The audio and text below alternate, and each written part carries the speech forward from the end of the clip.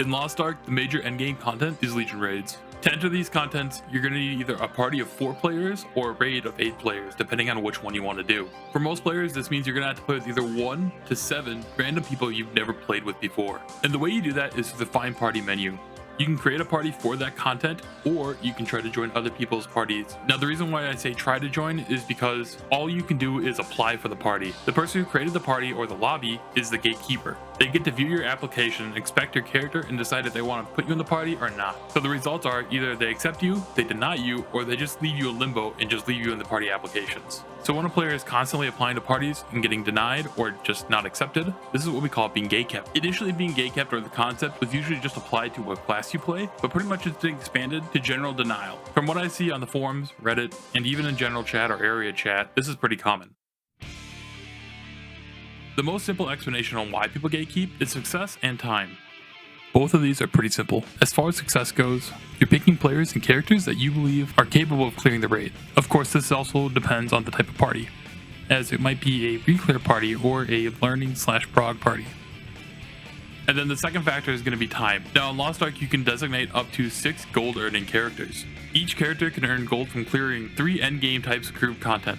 This means for a player who is trying to maximize how much gold they get in a week, they're going to have to run 18 raids in that week. Players will want to clear the content as fast as they can and not be stuck in what's called jail. Being jailed is basically what it sounds like. Being stuck in a raid, generally somewhere in the middle of the gates, meaning either you keep on bashing your head against the wall with these people, or you try it with a group of other people who are stuck at the same gate as you are. This is why raid leaders or even party members have a limited amount of wipes that they'll do before they just ditch. There's a lot of people who just don't want to take that chance. Now I split up time and success because I don't think they're mutually exclusive. For an example, a static might be a group of friends who want to clear the content together. So they don't care if they're not the most juiced characters, and they know it's going to take a little longer to clear it, but they know they'll eventually get there together, or at least they hope to. Now, unlike my earlier reference about picking for team sports, these people that you're trying to group with are completely random. Your character profile is all they have to judge if you should be in the party or not. So the things they can see is going to be your class, so they should know your synergy, roster level, item level, engravings, qualities, gems, gear sets, cards, stats, and titles. The closest thing there is to gauging a player's skill is going to be the title they have equipped. So since Brel is our latest raid, most players are going to run around with the Phantom Legion Commander title. This is obtained by clearing the raid 10 times. Get the horns by killing it 1 time. So at the launch of Brel, it was common to see horn parties, and now it's more common to see title parties. And since these are players that you've not played with before, titles are considered the main metric closest to skill because it shows you've at least cleared the raid. So with so many different metrics to judge a player on just by the character profile, there's a lot of reasons why you could be gatekept. All it takes is one thing to get you gatekept. If you're lacking gems or you don't have high level gems, you might not be taken. If your item level's too low, if your quality's too low, if your stats are weighted properly, or even just what class you play. And also, every other player that is applying for this party, it is a competition, and that's why people refer to your character profile like a resume. So I want to break a couple of these down and talk about them a little bit more in detail. I stated before that titles are often seen as the closest thing we have to skill. Though it does mean something, it's not absolute. In my experience of pugging people for G5-6 Brel, I've had 1590s floor POV and I've had 1520s with no title complete the raid without a problem. Now this could be good or bad luck depending on who it is and what happens, but it goes to show that you never really know how good a player is until you actually play with them. All these other metrics might not matter. But regardless, titles have become a very pivotal part of gatekeeping, which makes a lot of players decide to take buses. A bus is simply put a paid carry. You pay the driver and then you go through the content, and it's really just that simple. This allows players to get set materials, clear titles, and all the rest of the rewards from the raid at the cost of gold. Some players actually feel forced to do it just because they're so far behind on their character that they have no other way to get into the raids. And I think being gatekept or just overall lazy is the reason why people take buses in the first place. This can create imposters in raids and a bit of a vicious cycle, because now you got people who rode the bus, who got all their gear, they got the title, and now they're indistinguishable from anybody else who actually ran the raid. But just like anything else, it's not for certain that this imposter will be able to do the mechanics properly or not. They might have looked up a lot of videos, or they might be absolutely clueless. I've honestly experienced both. There is another type of party that tries to avoid imposters, as sometimes you see in Party Finder, when you look at titles, there's going to be 3 fails equals kick. I'm sure it's pretty effective to keep people out, but also I'm sure there's a lot of people kicked from parties because they just don't perform up to the party leader standard or the rest of the party. Gatekept people might start taking buses, and then when they get off the bus, they are being gatekept again because their performance doesn't match up to their character. Granted, that's not really gatekept because that means they got into the raid and then got kicked out, but that leads them back to riding the bus, which will probably eventually lead to them quitting, because I mean, who rides the bus forever instead of actually playing the game? And then another big thing is what class you play, or really the power of memes. Free will is a myth. Religion is a joke. controlled by something labeled memes. Tier lists and influencers. Classes like Reaper and Gunslinger are memed about and talked about being a floor PoV class. It might be a funny joke to most of us, but it doesn't mean that impression won't stick on people, and then people might be wary about taking those classes. And then overall perceived power like tier lists actually have a big effect. Who would have thought? We go back to tier lists already. Because people are influenced by these tier lists and what people had to say, people who consume this content will not want to take these Z DPS classes or floor PoV. This by no means is me blaming people who make the memes or make these types of comments. For the most part, most of them are having their fun, and people take the things too far. Historically speaking, all it takes is Stoops to say, this class is juice and I'm gonna play it, for that class book to just go to the moon. I get that memes and jokes like that are created because of an experience somebody had, so there is some truth behind it, but you're still judging a class just from a small sample of its players.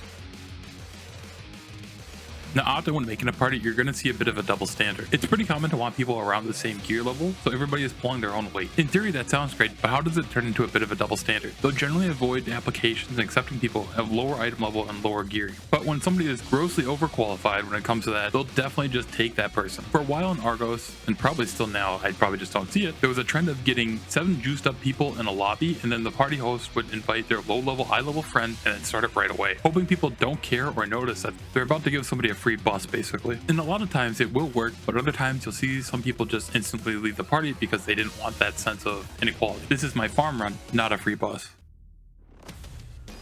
So what can really be done about gatekeeping? When it comes to the development side of things, we always hope for buffs. We saw this with Arcana as an example, but hoping for that day to come is a bit unreasonable. But as of recording this video, we just got the April letter to the community. A lot in this post seems to really align with player feedback, so that's a good thing. In part of the letter, they actually address gatekeeping to a degree. For now, they're just doing Argos, but they are looking into doing it for the Legion raids. They want to reduce the amount of mechanics, and especially white mechanics. This will reduce the chance of a party being held back by one person not doing the mechanics, which could result in party leaders being more willing to take a chance on other players. White mechanics are probably one of the biggest factors to gatekeeping because you're punishing the entire party for one person not doing it. That is why people don't want to take the risk on players that might not be able to do it. There may be some initial concerns about the integrity and difficulty of the game, but really the worst thing that can happen is you just have more people playing the game. The current state of Argos Party Finder is basically just card runs in 1445 plus lobbies. And at most there's like 5 or 6 up at a time. So even for those players who don't get into the parties, if they make their own party with a higher chance of clearing it than before, which will make them more inclined to continue to play the game, as opposed to sitting in Party Finder, not getting a party, and then just quitting the game because they can't play it. They did also mention that they were looking into doing this for Vulcan and Vicus. This could be very beneficial for both sides of the party, for the same reason of new players being able to access the content easier and not have as much of a hard time, while a hardcore player who might do this just for gold will have an easier time just getting their weekly chores done. Especially with the gold nerfs to Vulcan and eventually Vicus, along with a 3 raid limit and newer raids incoming, there's just going to be less and less people looking for this content, making it that much harder for a newer player. And if we look at Vulcan right now, out of the 6 parties on a Friday, 2 of them are buses and 1 is Inferno. So it will be beneficial for a newer player to get through all this content and get to more current raids that we are at. This actually isn't the first time that Smilegate has nerfed raids. In fact, every raid that we've gotten in NA, we've gotten the nerf version of it right off the bat. In Brel Gate 3, the 0 bar mechanic would wipe the party if not done correctly, and if one person screwed up in that was a wipe. Now instead the boss gets a heal, does a raid wide damage that you can time stop, and then you just defeat her again to complete the fight. So instead of attacking specific things about gatekeeping, they're just doing it in broad strokes. Now while I don't think wipe mechanics are inherently bad, because the earlier situation of one person wiping the party, they just reinforce gatekeeping even more.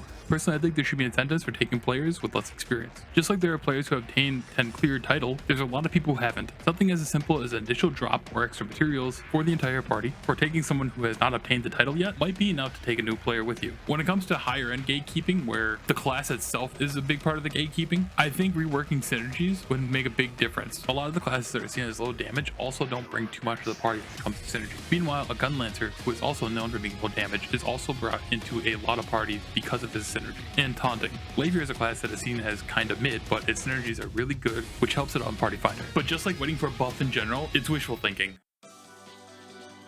But as players, what can we do right now? The most obvious one is going to be to gear up your character more, but I think it's most beneficial to gear up your character equally. When you're not accepted to the party, it's not like you get a note saying this is why we rejected you. You could be rejected for completely different reasons for different parties. That way, when a party leader looks over your character profile, they can't just look at one thing completely lacking and deny you just because of that. And the other way to do it is to be the party leader yourself. There's a lot of players out there who will do what they can to avoid a leadership position. So if you take it upon yourself to command the group and also manage all the side reels, you open yourself up to a bigger group of players players who are willing to play with you. Taking upon roles other people tend to avoid like that also work. Examples being knowing how to do every Mario and being able to do the Pro-Cal fight in Brawl. With most of the overhoned and overgeared people moving on to hard mode, there's now a lot of groups looking for Pro-Cal in normal mode. Both of these have practice modes and tricks on, so definitely practice it before just going into a group saying you can do it. And one of the best things you can do is just be honest. If you are just learning the fight, make a learning party, join a learning party. But even in those situations, most players are going to expect you to have knowledge of the fight. This is done by either reading or watching content